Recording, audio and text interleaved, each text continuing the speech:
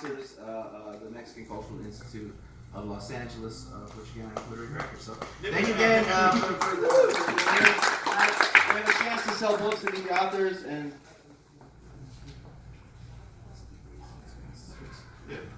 They just said, Do you want to do all ISP? if anyone has a feeling. Oh yeah, if anyone has actually okay, I take it back. I thought no one let it go. So we have time. So if there's any Q&A, we'll open up to the audience now. If anyone has a question. Questions you've been trying to ask when Anthony. Hi, thanks for the amazing conversation. I was wondering, you do this qualitative interviews of these white dudes and you go into the history books reading about like white violence in the law and policy, etc. What does that do to your body and mental health? And how do you deal with the impact of this kind of research on you as a person? Yeah. Well, I think Nolan has a whole I section. have a whole chapter.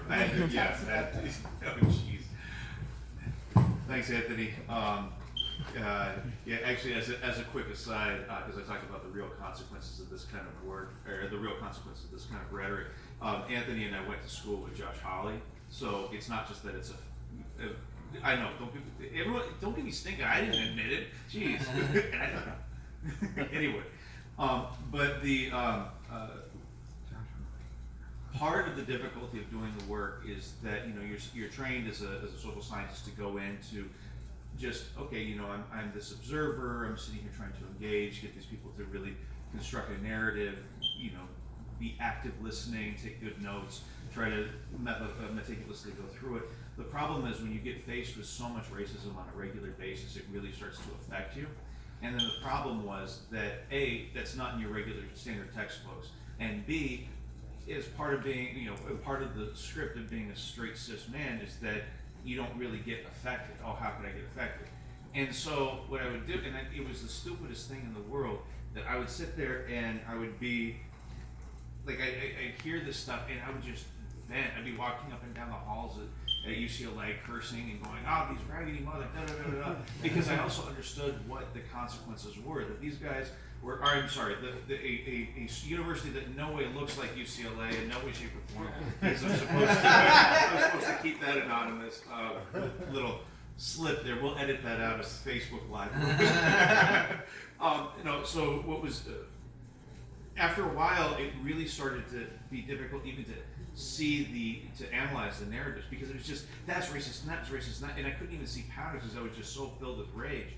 And actually, it was interesting because one of the guys who was actually working through whiteness, I interviewed him, and he was the first one to be very self-reflective. He was very open and honest and vulnerable in this space, and he was talking about how he screwed up and how he's faced with impossible questions of, I can have the social justice critique, but do I actually, if there's the choice between the private school that I went to or the public school that everyone else is falling apart, are my kids going to go there? And have these debates and honestly about how he screwed up, because most of the narratives were like, well, let me tell you something about race, and I'm like, please, I've only been studying this for a decade, but please educate me, 19-year-old undergraduate, which is also sort of the narcissism and arrogance of whiteness.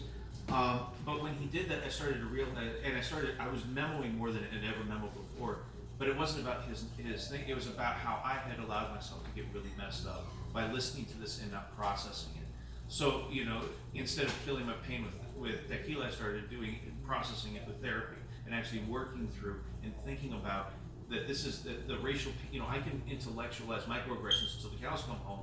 It's a lot more difficult to say, oh my God, I'm actually being targeted by it, I'm being harmed by them, and I need to take account of it.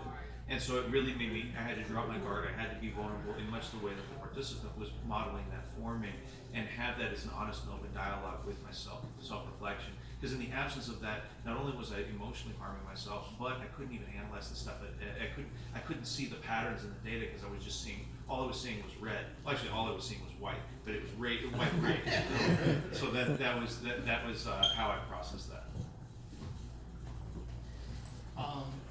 Yeah, thanks, Anthony. That's a really great question. And to be honest, I really didn't reflect on that question until I read it in Nolan's book, actually. Because part of me, it's like in looking for data for the book, I think part of the way that it's impacted me is a certain degree of being desensitized from the content to the point where it's like I see something, I was like, oh fuck, that's really racist. I better archive it. Like I better save it. Like that's my first thought now. It's not like, oh shit, like that's disgusting and that's awful. It's like, oh, this would be an interesting, part addition to my chapter on, the far right or police racist humor or the way Republicans wield this shit all the time. So that now is my first knee-jerk reaction is to save it, right? To store it, to archive it, to like I'm gonna have like files and files in my computer of all this shit. So the FBI raids my house, they're like, this motherfucker's a white supremacist. I have so much of it. So anyway, that's I think part of the issue for me is that now like it's kind of become a part of my sort of universe and sort of thinking and absorbed it. And I think writing the book has been a way to process it, right? Like putting it on paper, thinking about it, making the argument. I think that's the way that I've kind of tried to kind of distill it out of sort of my head a little bit. I think the other ways that I've felt sort of the negative impacts of writing this has just been on the body, right? Sitting for hours in front of the computer, typing. I don't have an ergonomic setup, so I'm hunched over. So now I'm going like physical therapy because like my back hurts, my arms hurt. Like I feel like sometimes tingling sensation in my fingers when I'm like I shouldn't. And then just getting older, I'm like, man, like I don't know, is it because I'm getting older, or it's because I sat on my ass like for 8 hours straight and forgot to have lunch and like didn't like get up every like 30 minutes or whatever and walk around. So I think just the physical toll too of writing just a book and being so immersed in something you're working on. This is the first book I write and just like I wish somebody would have told me earlier, like, hey, pace yourself, take breaks, exercise, drink water, try to get some sleep. That was and your book is coming up, Jay. So so that's really important because it's when you feel young, by the time you're done with this, you're gonna be like, oh fuck, I feel ancient.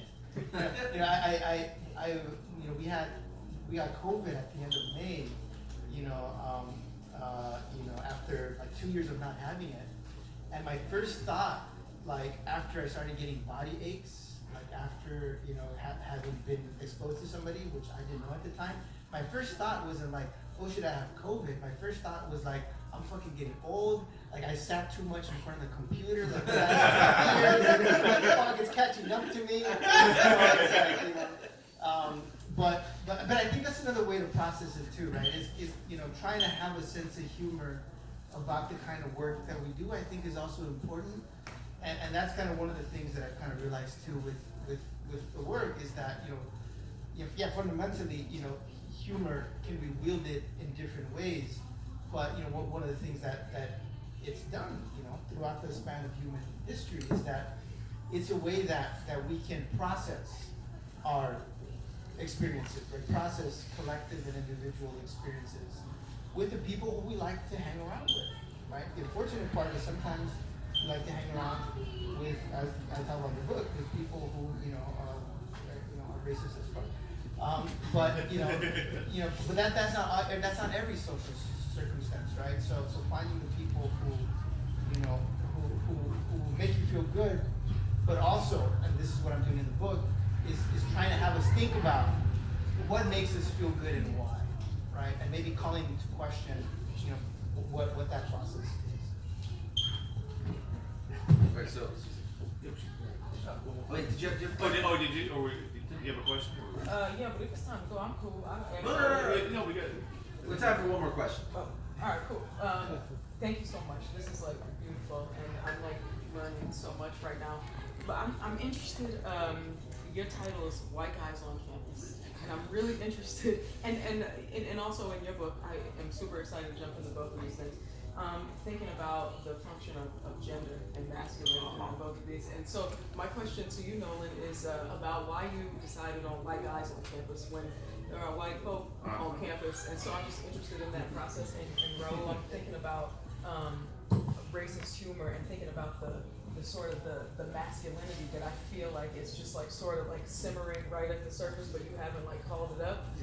So just like how masculinity functions in this particular content. So in a weird way, I kind of did this in the reverse.